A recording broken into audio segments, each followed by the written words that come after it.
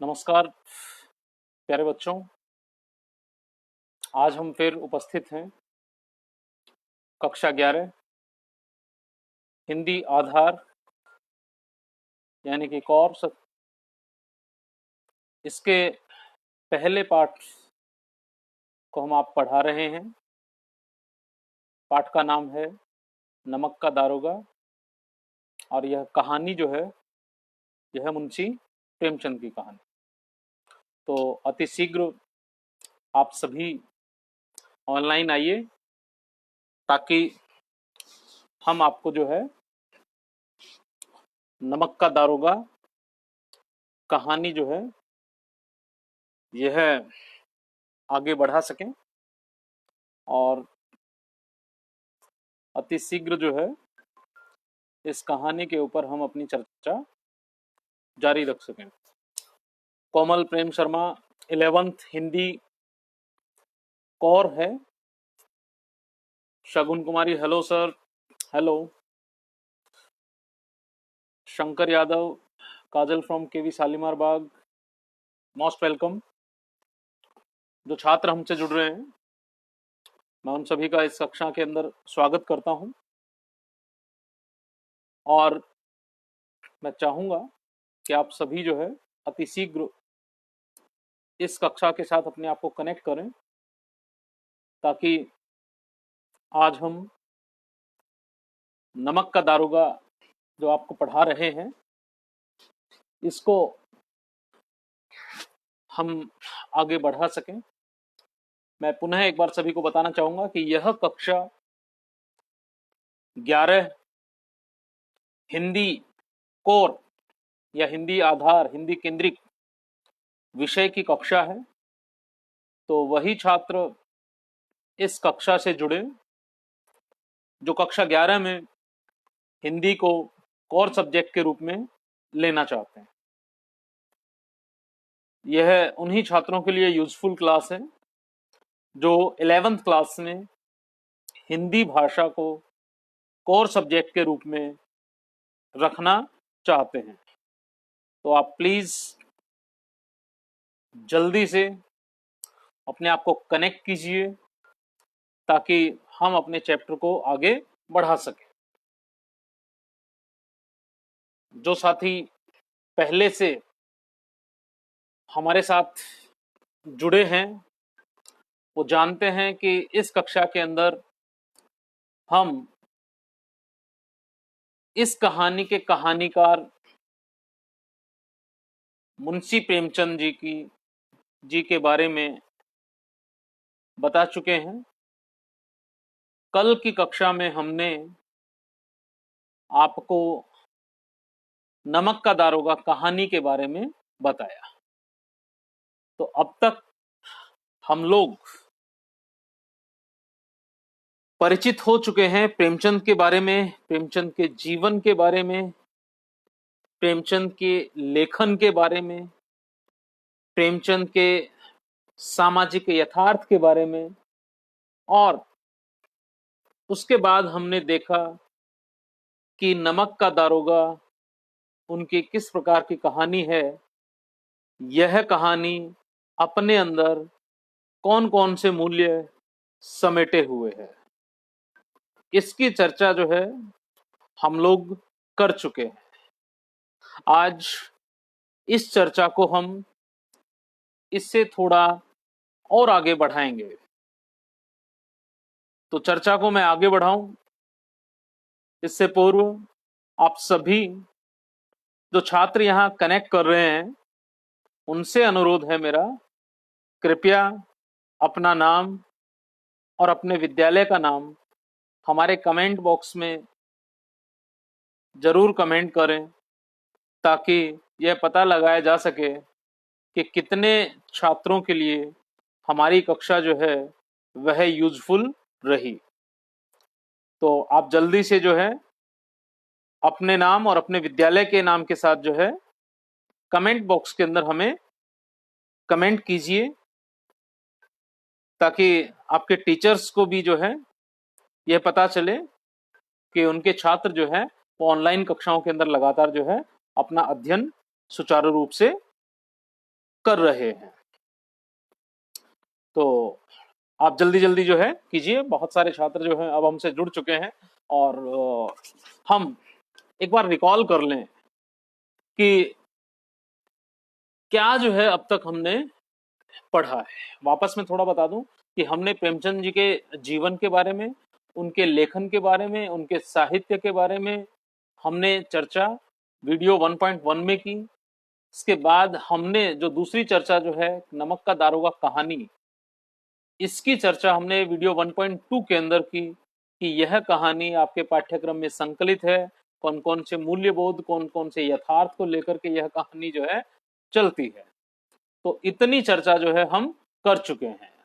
कल हमने कहानी जो पढ़ी थी, उस कहानी के अंदर हमने देखा कि एक पात्र जो है, मुख्य पात्र हमारे सामने आता है वंशीधर, और दूसरे पात्र के रूप में हमारे सामने आते हैं वंशीधर के पिता। प्रेमचंद ने पिता का कोई नाम नहीं दिया है, उन्हें एक प्रतीक के रूप में जो है कहानी के अंदर रखा है। वो किसी भी ऐसे कैरेक्टर के पिता हो सकते हैं जो अभाव से ग्रस्त होकर जो है भ्रष्टाचार की ओर जो है मुड़ते हैं। और यही वजह है कि प्रेमचंद ने पिता के मुख से वो बातें कहलवाई हैं वंशीधर को, जब वो रोजगार की तलाश में घर से निकल रहे थे। तो कल हमने ये पढ़ाया था आपको। और एक और कि बहुत छोटे छोटे व्यंग जो है सूत्र वाक्य में प्रेमचंद अपनी बात कहते हैं, और वो सूत्र वाक्य इस कहानी में हमको देखने को मिलेंगे। उर्दू, चूंकि पूर्व में जो है उर्दू में लेखन रहा है प्रेमचंद का, तो उर्दू के शब्दों का भंडार जो है प्रेमचंद के पास है, और इस कहानी में भी आपको तो ये सारी चीजों को ध्यान में रखते हुए हम आज के अपने अध्ययन को जो है आगे बढ़ाएंगे। कल काफी सारे कमेंट हम लोगों को मिले। आज भी मैं चाहता हूं कि आपको किसी प्रकार की अगर शंका कोई हो तो आप जरूर लिखें, आप पूछें। हमें अच्छा लगता है जब हम आपकी जिज्ञासाओं का समाधान करते हैं। आपकी उन जिज्ञासाओं के लिए हम पुनः जो है सोचने पर मजबूर होते हैं कि प्रेमचंद का ऐसा कौन सा लेखन का ऐसा कौन सा हिस्सा है जिससे अभी तक हम वंचित हैं, जिसको हमने अभी तक नहीं पढ़ा है।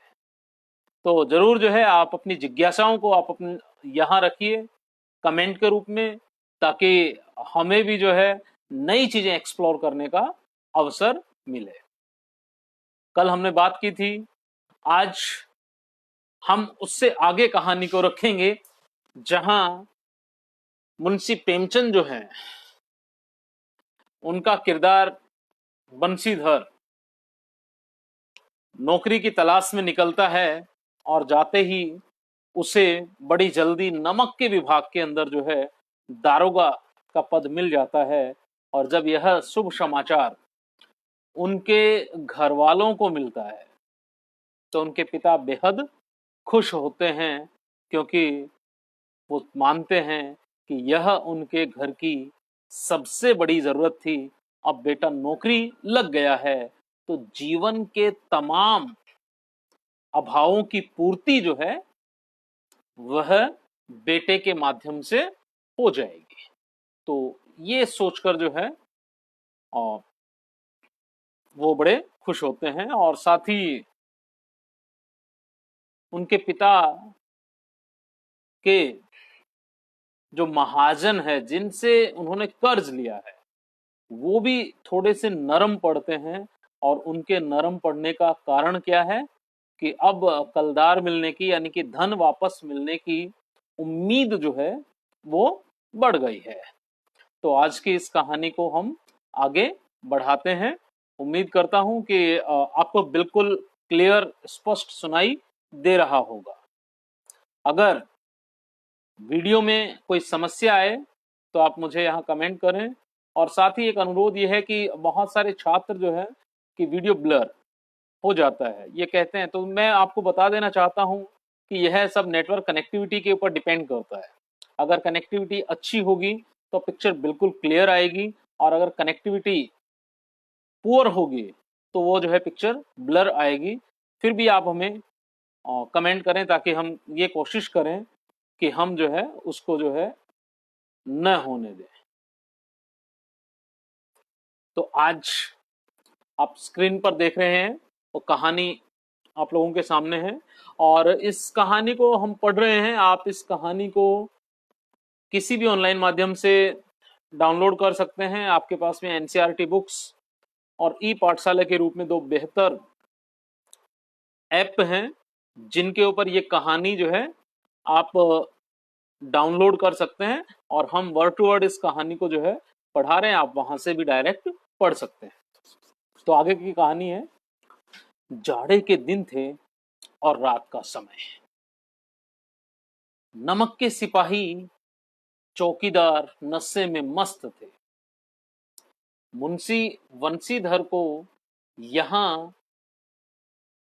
आए अभी 6 महीनों से अधिक न हुए थे, लेकिन इस थोड़े समय में ही उन्होंने अपनी कार्य कुशलता और उत्तम आचार से अफसरों को मोहित कर लिया था। अफसर लोग उन पर बहुत विश्वास करने लगे। नमक के दफ्तर से 1 मील पूर्व की ओर जमुना बहती थी।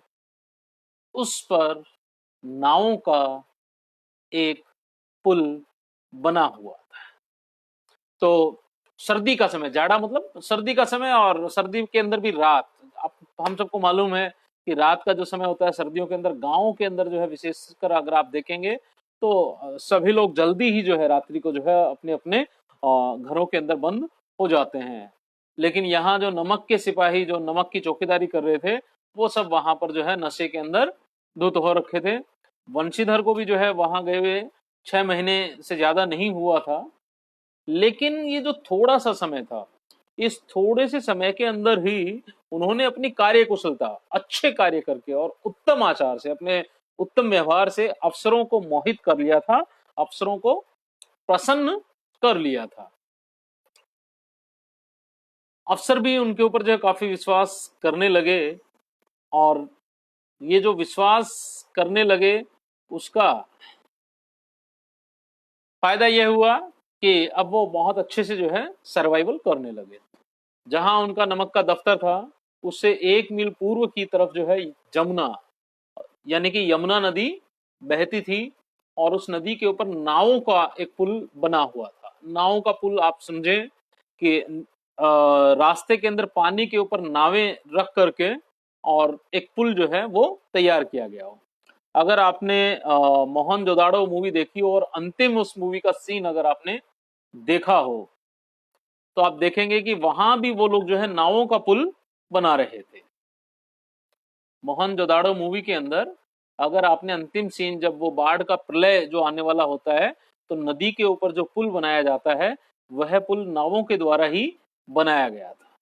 तो ठीक वैसा ही पुल जो है यहाँ पर बना हुआ था। दारोगा जी किवाड़ बंद किए मीठी नींद से सो रहे थे।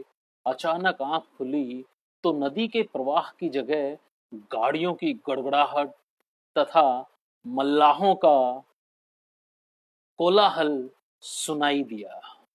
उठ बैठे। इतनी रात गए गाड़ियां क्यों नदी के पार जाती हैं? अवश्य कुछ ना कुछ गोलमाल है। तर्क ने भ्रम को पुष्ट किया। वर्दी पहनी, तमंचा जेब में रखा और बात की बात में घोड़ा बढ़ाए हुए पुल पर आ पहुंचे। गाड़ियों की एक लंबी कतार पुल के पार जाते ही दिखाई दी। डांटकर पूछा, किसकी गाड़ियां हैं? तो वो आराम से जो है अपने घर के ऑफिस के पास जो उनका जो घर है वहां वो सो रहे थे कि अचानक उनकी आंख खुली और नदी का जो प्रवाह, रात को जो कलकल करती हुई नदी बह रही है, तो उस नदी की कलकल की आवाज की जगह उनको क्या सुनाई दी? गाड़ियों की गड़गड़ाहट। और जो मल्लाह जो नाव खेते थे या उनको जो गाड़ियां जो खेने वाले थे उनका शोर जो है उनको सुनाई दिया। उठ बैठे कि इतनी रात गए गाड़ियां क्यों नदी के पार जाती हैं? जिसको जाना होगा वो दिन के रोशनी में जाएगा, लेकिन रात को क्यों जो है गाड़ियां पार जाती हैं? अवश्य कोई ना कोई गोलमाल है, कि कुछ तो गड़बड़ है वहां पर। और ये गोलमाल जो है क्या है? जब ये तर्क जो है मस्तिष्क में आया तो उस जो भ्रम अभी तक हो रहा था वो भ्रम जो है वो दूर हुआ, और उसको उस भ्रम को उसने तर्क ने पुष्ट कर दिया कि हाँ कुछ तो गड़बड़ है। उन्होंने वर्दी पहनी, तमंचा अपनी जेब के अंदर डाला, और बात की बात में मतलब बड़ी तेजी से घोड़ा जो है अपना लेकर के पुल के ऊपर आ चुके। उन दिनों जो है इंस्पेक्टर्स को जो है घोड़े जो है मिलते थे। पहले अगर आप देखें तो यहाँ अभी भी जो है दिल्ली पुलिस के अंदर आपको जो है एक अलग ही जो है घोड़े वाली जो है पुलिस भी आपको जो है दिखाई देगी। तो ये पहले जो है अंग्रेजों के जमाने में भी जो है काफी घोड़े जो है वो पुलिस वालों को मिलते थे। तो अपना घोड़ा दौड़ाते हुए जो है पहुंच जाते हैं कहाँ?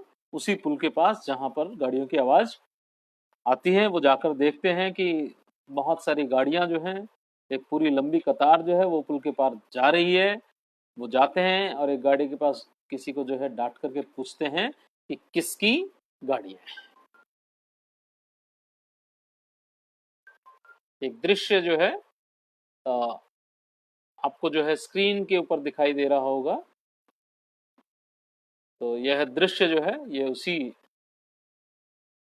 आप देखिए यहाँ नाव आपको दिखेंगी, नाव के ऊपर से जो है गाड़ियां आपको जाती हुई दिखेंगी, और एक गाड़ीवान जो है जिससे रोक करके लालटेन हाथ में है और गन जो है साथ में है। हालांकि तस्वीर जो है, तस्वीर के अंदर तमंचा नहीं है ये, और बैल जो है एक पीछे, यानी कि गाड़ियों की लंबी कतार है, एक से किसी से वो जो है पूछ रहे हैं। तो तस्वीर जो है अपने आप में पूरे इस दृश्य को बयां कर रही। थोड़ी देर तक सन्नाटा रहा, आदमियों में कुछ कानाफूसी हुई। तब आगे वाले ने कहा, पंडित अलोपी दीन के। कौन पंडित अलोपी दीन? दातागंज के मुंशी वंशीधर चौके पंडित अलोपी दीन इस इलाके के सबसे प्रतिष्ठित जमींदार थे। कि अलोपी दीन जो है पूरे क्षेत्र का जो है सबसे प्रसिद्ध लैंडलॉर्ड था, लाखों रुपए का लेन देन करते थे। इधर छोटे से बड़े कौन ऐसे थे जो उनके ऋणी ना हो, और छोटे बड़े व्यापारी से लेकर के तमाम ऐसे कौन व्यक्ति थे जो उनसे ऋण ना लेते हों। व्यापार भी लंबा चौड़ा था, बड़े चलते पुर्जे आदमी थे, बड़े चलते किस्म के, बड़े तेज तर्रार व्यक्ति थे। अंग्रेज अफसर उनके इलाके में शिकार खेलने आते और उनके मेहमान होते। अंग्रेजों को अपने यहाँ मेहमान नवाजी का मौका देते और वो जो है उनको शिकार का पूरा अवसर देते। 12 मास सदाव्रत चलता रहता, और ये लगातार जो है 12 महीने तक जो है ये चलता रहता था। मुंशी जी ने पूछा, गाड़ियां कहाँ जाएंगी? उत्तर मिला, कानपुर। लेकिन इस प्रश्न पर किसमें क्या है, सन्नाटा छा गया। दारोगा साहब का संदेह और भी बढ़ा। कुछ देर तक उत्तर की बाट देखकर वह जोर से बोले, क्या तुम सब गूंगे हो गए हो? हम पूछते हैं, इनमें क्या लदा है? इस बार भी कोई उत्तर न मिला, तो उन्होंने घोड़े को एक गाड़ी से मिलाकर बोरे को टटोला। भ्रम दूर हो गया, यह नमक के ढेले थे। तो दातागंज के अलोपी दीन एक बड़े प्रतिष्ठित जमींदार, और जो प्रतिष्ठित जमींदार हैं वो इतनी रात गए क्या जो है गाड़ियों में भरकर जो है ले जा रहे होंगे। पूछते हैं गाड़ी वालों से, जब वो उत्तर नहीं देते हैं फिर पूछते हैं कि इनमें क्या लदा है। फिर जब कोई उत्तर नहीं मिलता है तो वो खुद ही जाकर के अपने हाथ से देखते हैं, और उनका जो है भ्रम जो है दूर हो जाता है, क्योंकि वहां पर क्या था, नमक के ढेले थे। अर्थात अलोपी दीन जो है नमक की तस्करी कर रहे थे।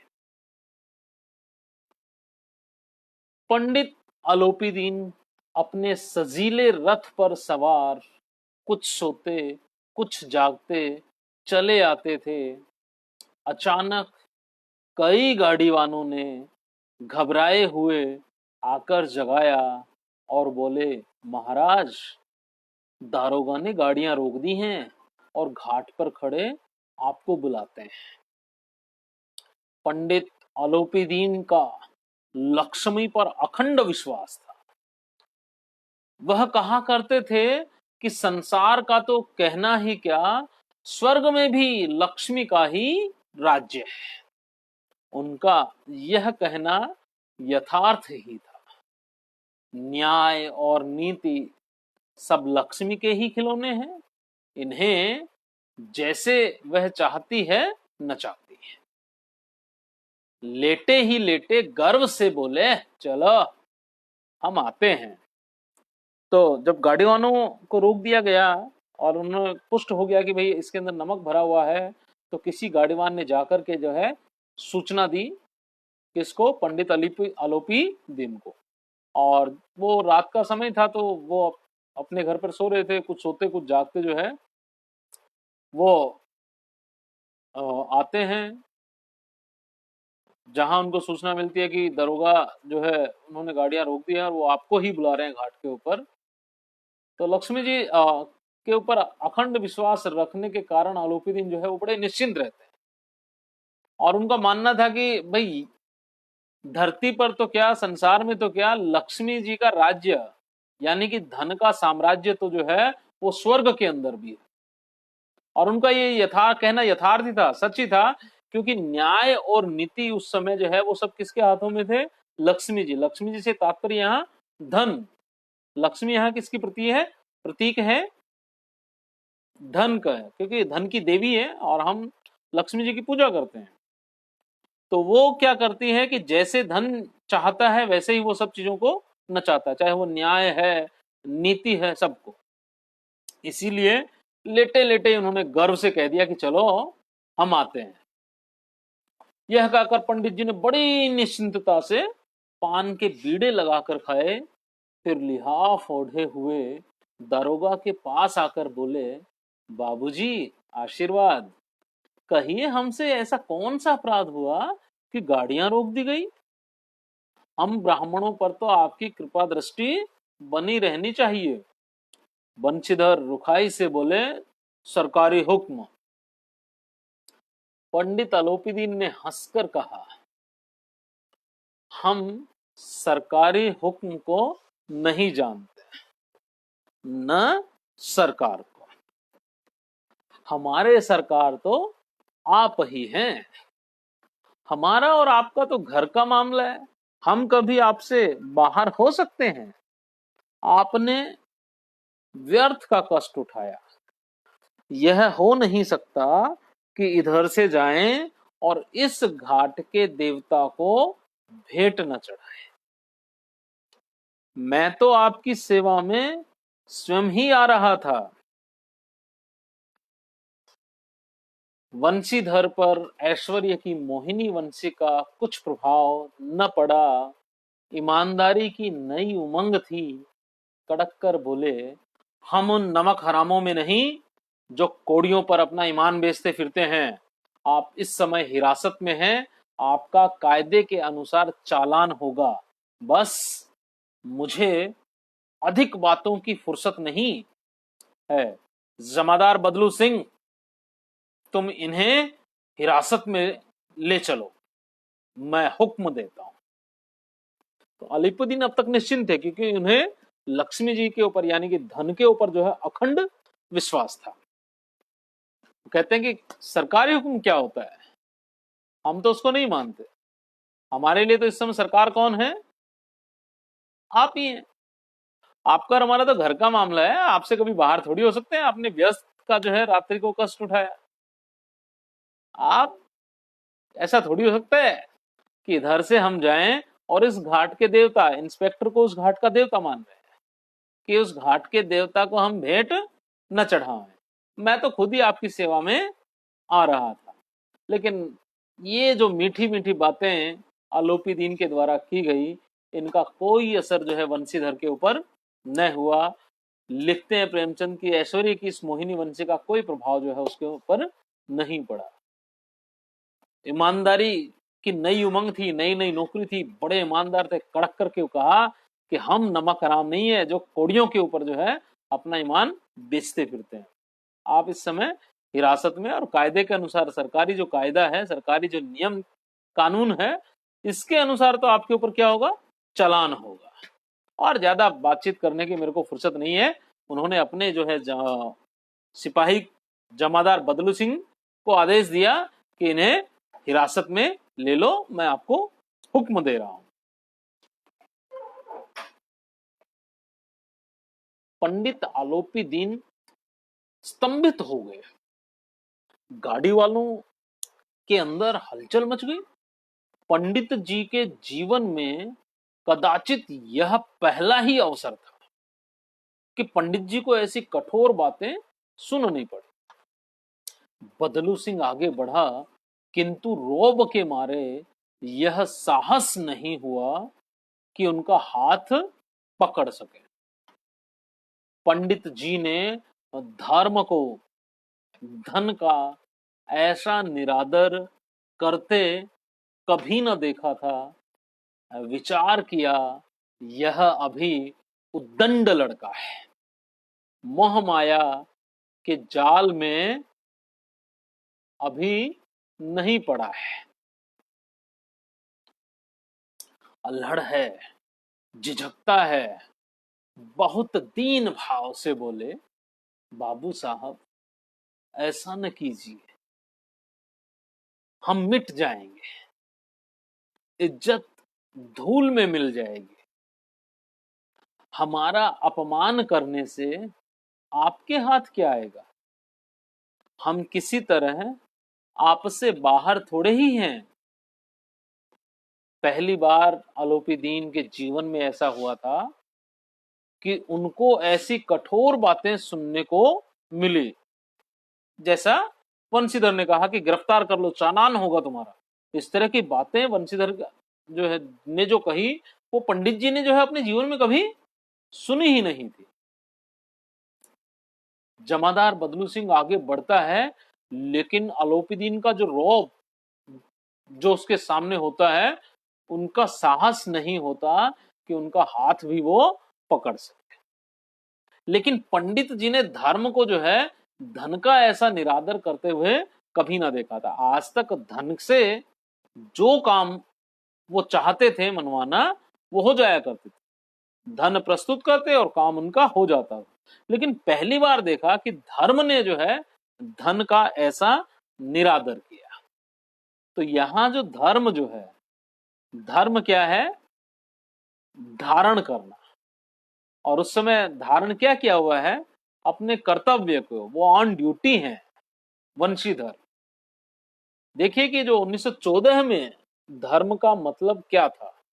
यहां प्रेमचंद धर्म को कर्तव्य परायणता के रूप में ले रहे हैं।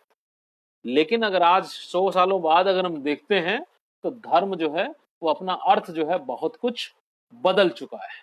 जबकि धर्म क्या है? कर्तव्य परायणता को धारण करना ही धर्म प्रेमचंद मान रहे हैं। तो पहली बार जो है कि धन का ऐसा निरादर किया था धर्म ने।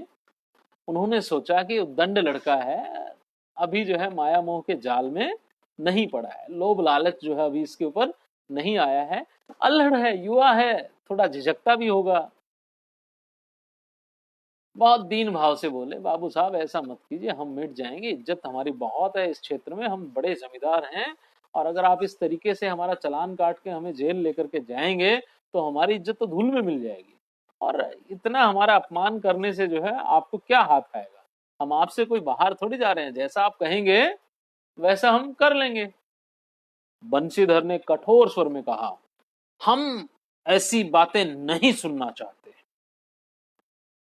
आलोपी दीन ने जिस सहारे को चट्टान समझ रखा था, वह पैरों के नीचे से खिसकता हुआ मालूम हुआ। स्वाभिमान और धन ऐश्वर्य को कड़ी चोट लगी, किंतु अभी तक धन की सांख्यिक शक्ति का पूरा भरोसा था। अपने मुख्तार से बोले, लाला जी 1000 के नोट बाबू साहब को भेंट करो, आप इस समय भूखे सिंह हो रहे हैं। वंशीधर ने गर्म होकर कहा, 1000 नहीं, 1,00,000 भी मुझे सच्चे मार्ग से नहीं हटा सकते। धर्म की इस बुद्धिहीन दृढ़ता और देव दुर्लभ त्याग पर मन बहुत झुंझलाया। शक्तियों में संग्राम होने लगा। धन ने उछल उछल कर आक्रमण करने शुरू कर दिए। 1 से 5, 5 से 10, 10 से 15 और 15 से 20,000 तक नौबत पहुंची, किंतु धर्म अलौकिक वीरता के साथ इस बहुसंख्यक सेना के सम्मुख अकेला पर्वत की भांति अटल अविचलित खड़ा था। तो अब तक जो है अलोपीदीन ने धन को जो है सबसे बड़ी चट्टान समझा हुआ था कि वो ऐसी चट्टान जो बिल्कुल किसी भी तरीके से खिसकने वाली नहीं है। लेकिन आज वंशीधर के आगे क्या हुआ, ऐसा लगा मानो वो चट्टान ही पैरों के नीचे से खिसक रही है। उनके स्वाभिमान और उनके धन ऐश्वर्य दोनों को बड़ी चोट लगी, लेकिन अभी भी उनको धन की जो सांख्यिक शक्ति थी, अब भी उनको लग रहा था कि अगर मैं धन की सांख्यिक शक्ति को बढ़ाऊंगा तो शायद ये मान जाए। इसलिए उन्होंने अपने मुंशी जी को कहा कि बाबू साहब को 1,000 रुपए के जो है नोट जो है वो भेंट कीजिए। ये इस समय जो है क्या हो रखे हैं, भूखे सिंह हो रखे हैं। लेकिन वंशीधर कहते हैं, मंजू बैरवा का sir video is not clear. अभी क्लियर दिखाई दे रहा है? अनुरोध है आपसे हमारा कि आप इस कहानी का पीडीएफ डाउनलोड कीजिए। जहां हम कहानी पढ़ रहे हैं आप कृपया वहां से कहानी हमारे शब्दों के साथ मैच करते हुए चलिए, ताकि जो है आपको कहानी यहाँ जो हम उसका वाचन कर रहे हैं वो भी समझ में आए, और लिखित रूप में आप जो है पीडीएफ के अंदर जो है कहानी आप वहां देख सकें। तो आप उसको जो है पीडीएफ डाउनलोड करके और उसकी रीडिंग हम यहाँ कर रहे हैं।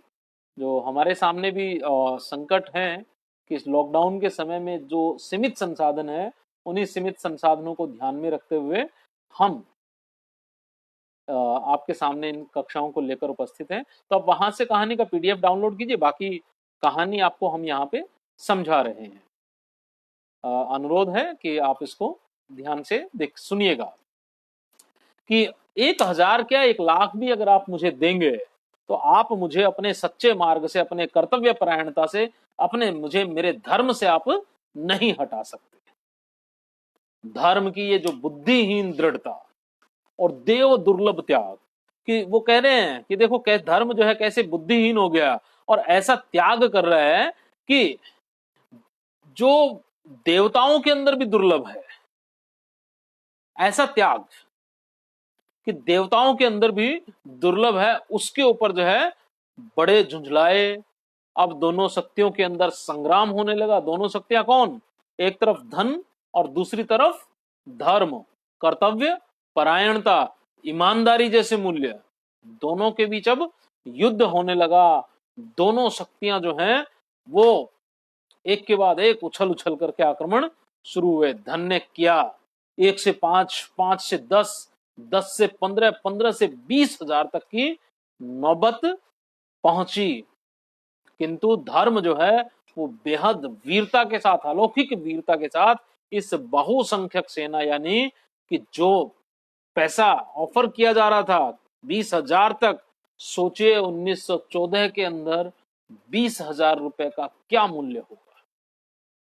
इतना तक जो है ऑफर किया गया, लेकिन इस सेना के सामने वंशीधर की ईमानदारी, उसकी कर्तव्य परायणता जो है अटल किसी पर्वत की भांति बिना हिले डुले जो है वो खड़ी रही। तो ये देखने की चीज है कि ईमानदारी अगर डट जाए तो बेईमानी जो है वो किसी भी तरीके से जो है जीत नहीं सकते।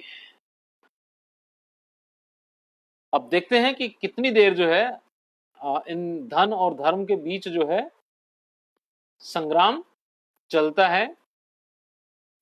अलोपीदीन निराश होकर बोले, अब इससे अधिक मेरा साहस नहीं, आगे आपको अधिकार है। इससे ज्यादा मैं अब 20,000 से ज्यादा मैं अब आपको दे नहीं सकता, जितना मैं दे सकता था वो मैक्सिमम मैंने आपको बता दिया। अब जो आप करना चाहें करें। वंशीधर ने अपने जमादार को ललकारा। बदलू सिंह मन में दरोगा जी को गालियां देता हुआ पंडित अलोपीदीन की ओर बढ़ा।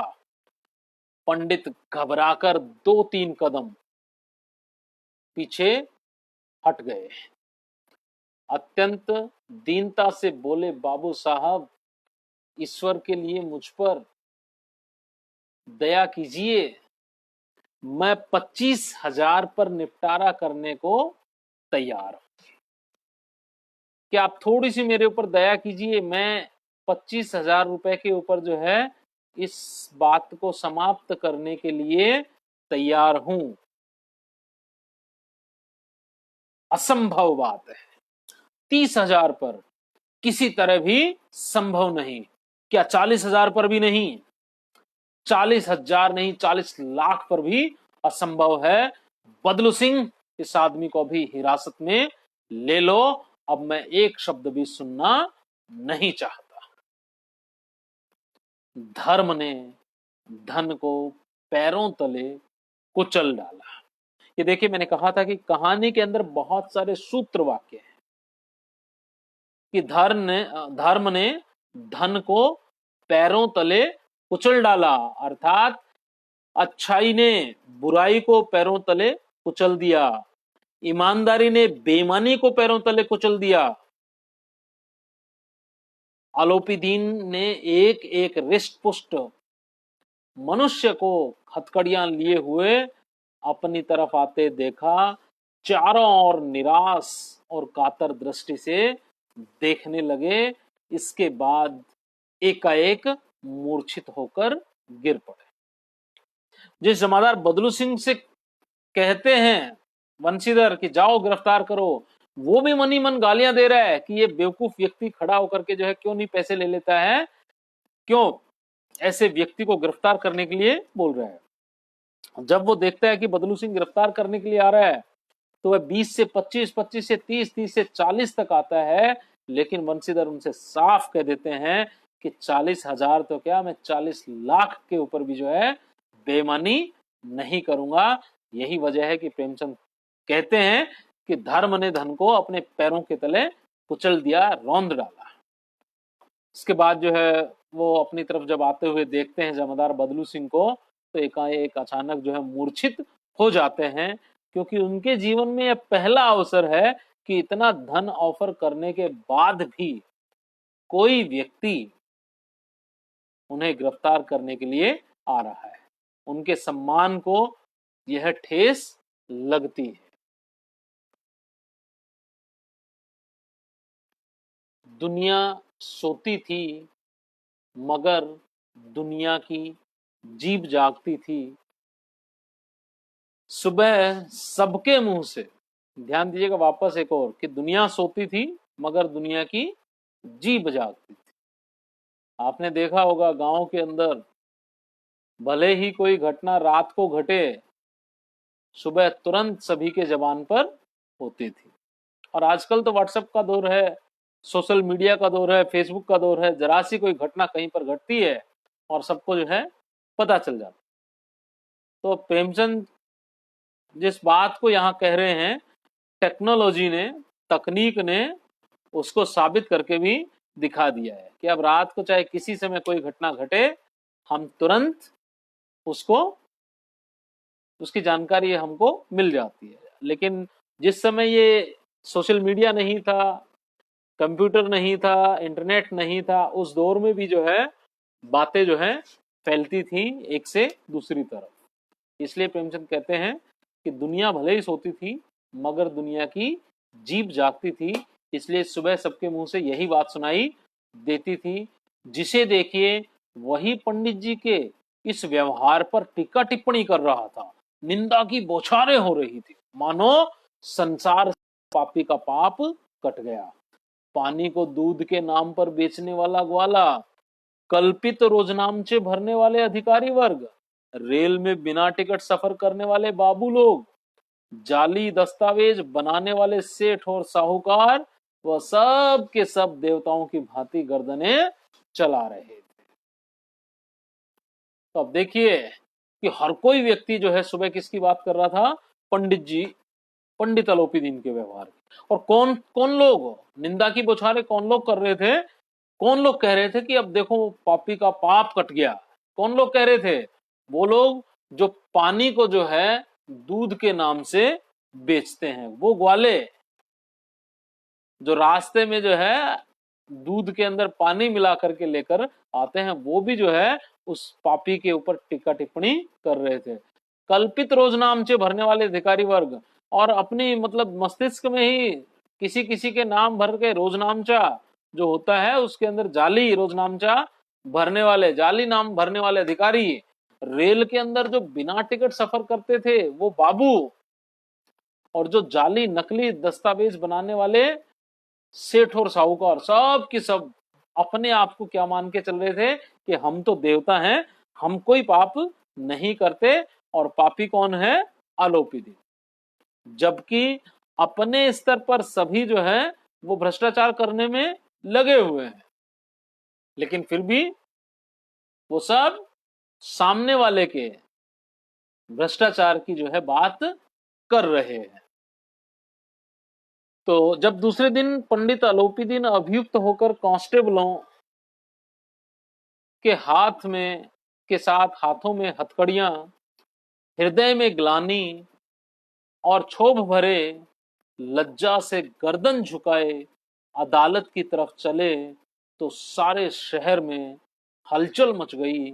मेलों में कदाचित आंखें इतनी व्यग्र न होती होंगी, भीड़ के मारे छत और दीवार में कोई भेद नहीं रहा।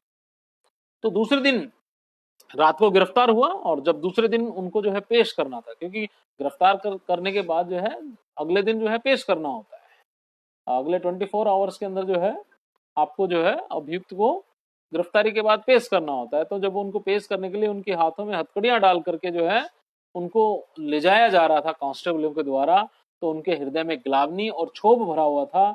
बेचारे लज्जा से, शर्म से जो है अपनी गर्दन जो है झुकाकर अदालत की तरफ चल रहे थे, और सारे शहर में हलचल मच रही थी। जिसको देखो वो यही बात कर रहा था कि अरे पंडित अलोपीदीन जो है गिरफ्तार हो। तो मेले के अंदर भी जो है किसी चीज को देखने के लिए हमारी आंखें जो है इतनी व्यग्र नहीं होती होंगी जितना उस समय जनता की आंखें जो हैं वो अलोपीदीन को देखने के लिए व्यग्र हो गई थी। और भीड़ इतनी थी कि मानो नीचे जमीन से लेकर छत तक लोग ऐसे भरे हुए हैं और वो इस दृश्य को देख रहे हैं।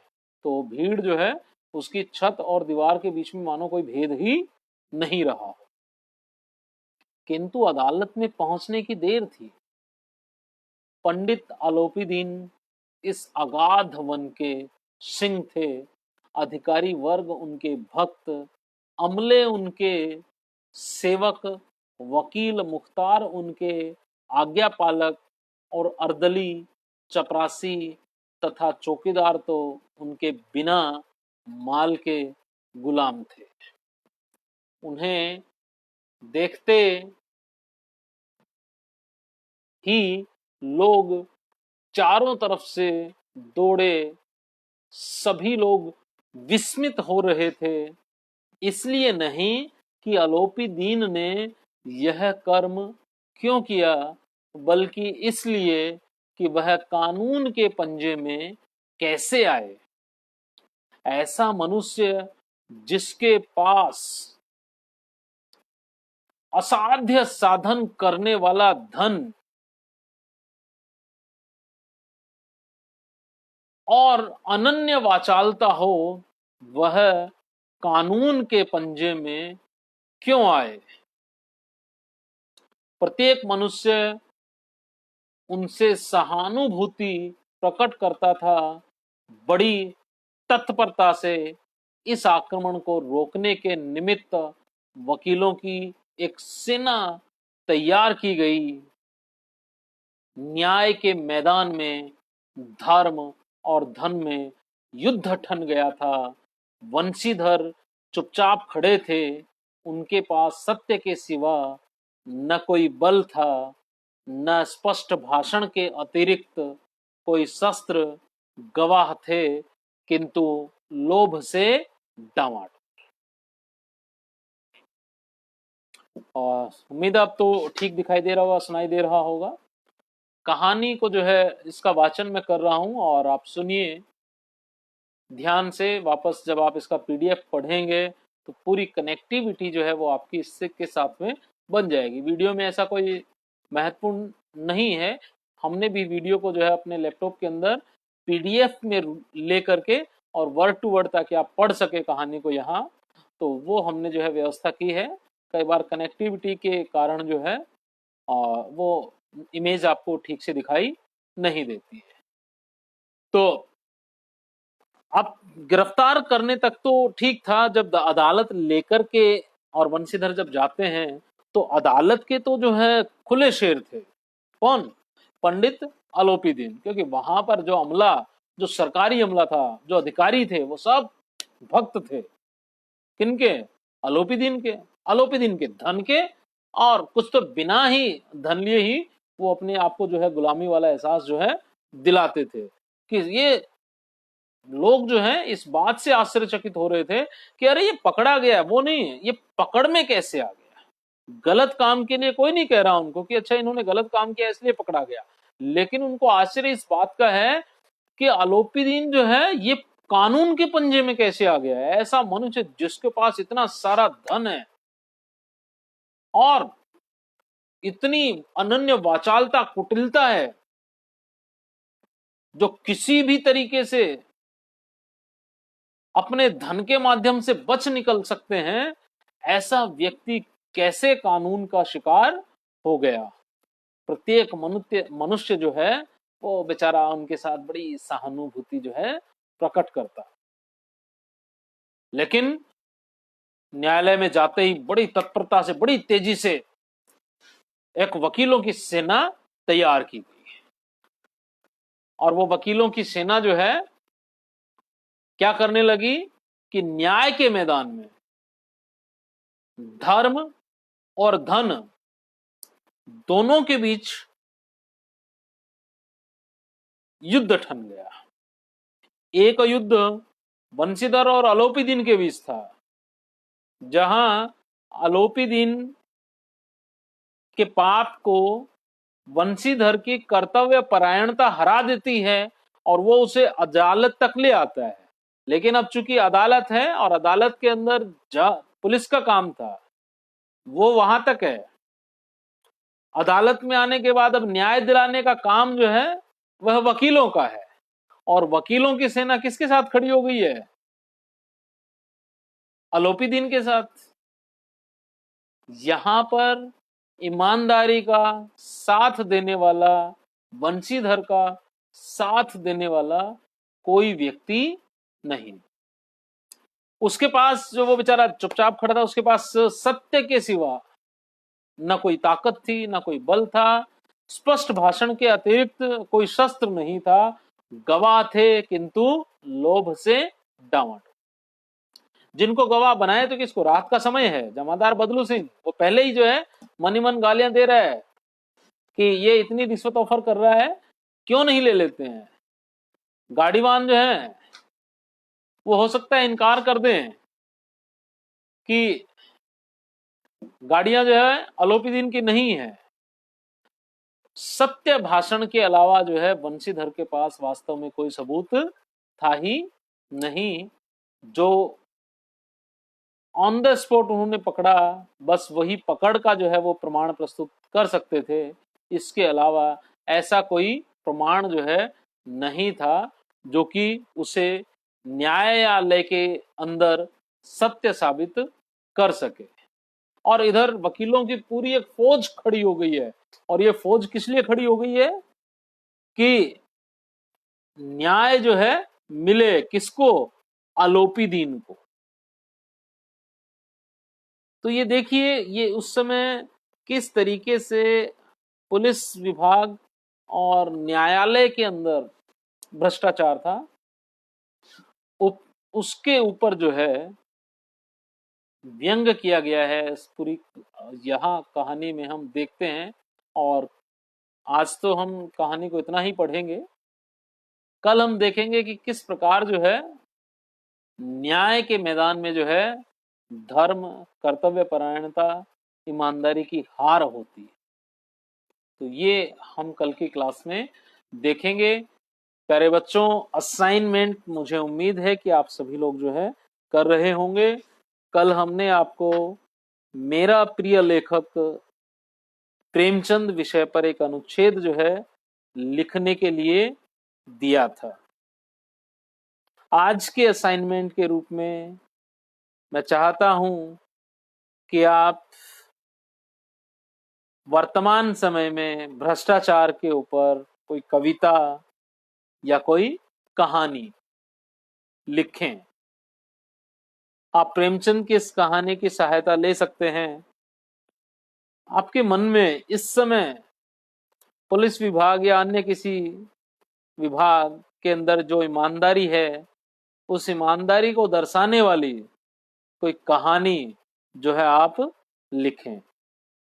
यह लॉकडाउन के दौर में अपने आप को व्यस्त रखने का भी एक बेहतर उपक्रम है। इसके साथ ही आपकी कल्पना शक्ति की उड़ान कहाँ तक है, उसकी जांच भी जो है आप इस कहानी के माध्यम से कर पाएंगे। आप कहानी लिख करके आप मुझे भी टैग करें, आप इस वीडियो के अंदर कमेंट करें। अच्छी कहानी को हम यहाँ लाइव करेंगे, वो कहानी जो है हम यहाँ से पढ़ेंगे। तो आप असाइनमेंट के रूप में इस कहानी को लीजिए और एक दिन कल, यानी कि कल संडे है तो कल संडे का पूरा दिन आपको मिलेगा। तो संडे के बाद जब हम क्लास लेंगे तो आपकी उस कहानी का वाचन जो है हम लाइव यहाँ से करेंगे, जो कहानी हमको पसंद आएगी। तो जल्दी से अपनी कलम उठाइएगा और कलम उठा करके एक अच्छी सी कहानी जो ईमानदारी और नैतिक मूल्यों को लेकर के साथ चलती है, उसको आप जो है लिखिएगा। आज की हमारी कक्षा जो है यहीं हम समाप्त करते हैं, लेकिन मैं पूर्व में भी आपको बता चुका हूं कि आपकी जिज्ञासाओं का मैं दिल से स्वागत करता हूं। मुझे अच्छा लगता है जब आपके सवाल जो है वो मेरे सामने आते हैं और मैं उनको जवाब देने की कोशिश करता हूं। बहुत सारी आपकी जिज्ञासाएं मुझे कुछ नया करने को, कुछ बेहतर करने को, कुछ नया पढ़ने के लिए प्रेरित करती हैं। तो आप जल्दी से, अनुरोध है, कृपया अपने सवाल इस पाठ के बारे में रखें। नेक्स्ट जो हमारी क्लास होगी उसको सूचना आपको जो है हमारे इसी पेज से जो आपको मिलेगी। आप ज़्यादा से ज़्यादा अपने दोस्तों को इसके साथ जो है कनेक्ट कीजिए। आज की कक्षा यहीं समाप्त होती है। बहुत बहुत धन्यवाद। फिर मिलेंगे जल्दी।